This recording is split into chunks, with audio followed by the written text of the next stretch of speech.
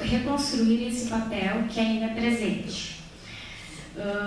Então, assim, eu fiquei pensando, né, na questão das violências de Estado que acontecem ainda hoje por nossos agentes estatais, aqueles que teriam o dever de nos proteger, né? E que o Brasil, né, como falei antes, de certa forma, não é ainda democrático, né? Ainda vivemos um período ditatório, mas disfarçado, que muitas cenas de violência, tortura, mortes, desaparecimentos ressurgem, principalmente em regiões periféricas e também em presídios. Esse raciocínio faz com que certas classes da sociedade sejam anuladas ou entendidas como lixo da nossa sociedade. E como tal, devem ser banidas as cidades. Essas são políticas higienistas praticadas por alguns estados nos dias de hoje. O pior é ver boa parte da população aplaudindo e dizendo: o pobre tem que morrer. A produção do medo, né, como operacionalizador político, é ainda uma realidade. Esse trauma causado pela ditadura não se resolve enquanto história. Então tem que ser contada, né? Acho que é isso que a gente está fazendo aqui hoje, né? E, inclusive, falando da realidade de Passo Fundo, que para mim era bastante desconhecida, acho que é bem importante. Bem, então, quanto ao papel do psicólogo, né? Que aqui tem bastante representantes do GT9, que é o grupo de psicólogos e estudantes que pensam na profissão, né? Que nós somos agentes sociais e que estamos aí para garantir os direitos humanos, né? E que garantir que eles não sejam violados. Então, o trabalho do psicólogo ele está diretamente relacionado ao nosso contexto social e político em que vivemos. E a psicologia, ela tem um importante papel de escuta e ressignificação das pessoas violentadas pela ditadura. Bem, mais uma vez, parabenizar a mesa por esse lindo debate, eu acho que é bem importante. Eu trouxe essa breve fala assim, para fomentar um pouco mais a discussão e convidar vocês também, quem tiver interesse em participar do nosso grupo de trabalho, né? As informações vocês podem acompanhar no site do CRP e que vai acontecer um lançamento em maio, inclusive da Comissão de Direitos Humanos, que é o e-book, que é da vida que resiste, né? Que são vivências de psicólogos e psicólogas entre a ditadura e a democracia. Então foram psicólogos que também vivenciaram o período, né, da ditadura. E também o Entre Linhas, que está no site do CRP, que saiu uma matéria assim, bem especial sobre ditadura e violência de Estado.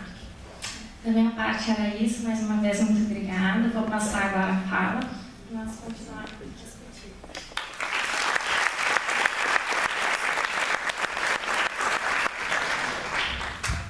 Cumprimentos à mesa, ao Tal, à Dag, ao Rui, ao Hernani e ao Tasca. Meus cumprimentos a todos e todas aqueles que dedicaram uma parte da sua noite de segunda para debater um tema tão importante para a sociedade brasileira, que tem como orientação do movimento social, sindical, popular, ditadura nunca mais, e no específico que está sendo tratado aqui em Passo Fundo, através de uma organização principalmente tendo à frente a Larimar, sobre o papel da mídia e a sustentação do regime de exceção.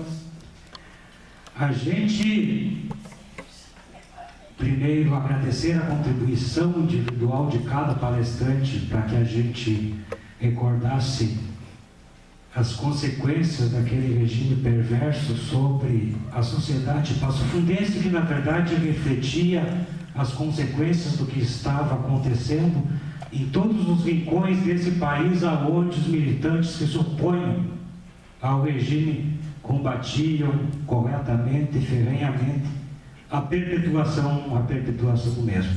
Inclusive eu também tenho, e não apenas eu penso que todos os presentes aqui estão diretamente foram atingidos pelo regime indiretamente, em maior parte ou menor parte, e indiretamente, na sua grande maioria, que apenas ouve os relatos daqueles que sofreram. Então, no geral, a partir do momento em que uma incipiente democracia, que tinha à frente, embora incipiente, tinha à frente um presidente eleito, que estava prestes a fazer algumas reformas de base que não eram tão profundas assim, como reforma agrária, melhorar o salário dos trabalhadores, uma reforma urbana, num contexto de efervescência política e ideológica entre comunismo e capitalismo, e também num contexto de crise internacional do capital, em que os Estados Unidos enxergavam no Brasil uma possibilidade de auferir enormes lucros, mas não com aquele presidente, por isso o apoio incondicional dos Estados Unidos à ditadura militar brasileira, é que infelizmente o país passou 20 anos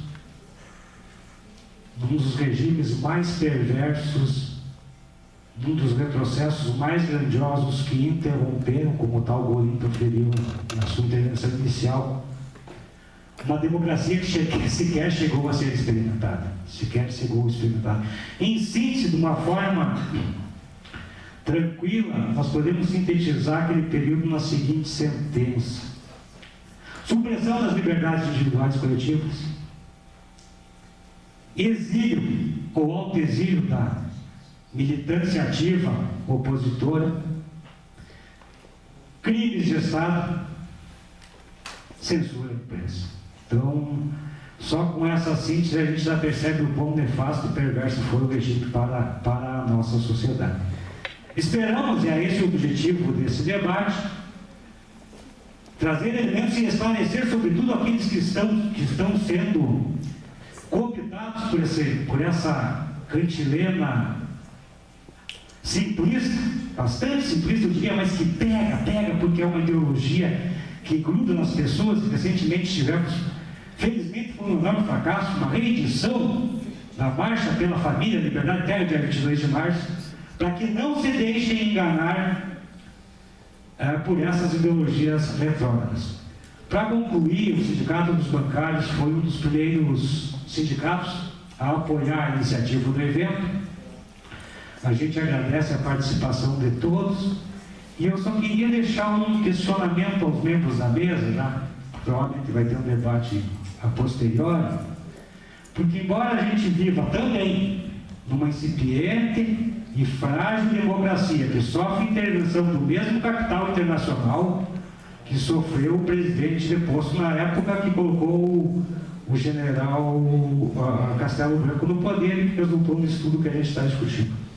Eu gostaria da opinião de todos os membros da mesa no referente a essa proposta de projeto de lei antiterrorismo que está sendo discutido no Congresso Brasileiro e que a gente, enquanto movimento social, sindical, popular, estudantil, temos chamando de AI-5 da Copa, porque ela está sendo meio que discutida e tentando ser imposta goela abaixo da sociedade brasileira, também por intervenção de uma organização externa, que seria automaticamente a FIFA. Eu agradeço a todos pelas contribuições e conte sempre conosco, os sindicatos bancários, para lutar toda e qualquer atividade que o objetivo é resgatar a memória dos lutadores, daqueles que se opuseram a um regime, mesmo que, me permite, Valdir, com tanto receio, e às vezes, como tu disse, eu não sei se eu faria de novo, tenho certeza que faria, porque não estava lutando apenas por ti, o Hernani não lutava apenas por ele, o Rui não lutava por ele, a Haddad não, o Tal também não, eu também não lutei, pegando o período mais posterior. Nós estávamos preocupados com o devir histórico, e é essa responsabilidade que nós temos. Se voltar de novo, não tenho dúvida de que todos nós, com medo ou sem medo, iremos para a rua combater todo e qualquer regime autoritário, despótico, ditatorial. Obrigado.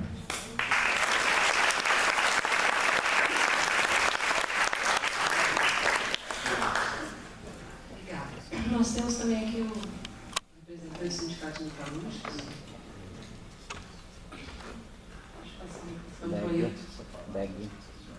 Boa noite a todos e a todas, especial à mesa. na condição de dirigente sindical, quero dizer que nós, metalúrgico, também demos nossa contribuição nesse país por essa questão democrática, e quero dizer para vocês aqui que também, né, tiveram toda essa luta, e vocês não foi em vão, não foi em vão. Hoje mesmo, por exemplo, eu estava entregando esse material, né, uma empresa aqui importante para o assunto,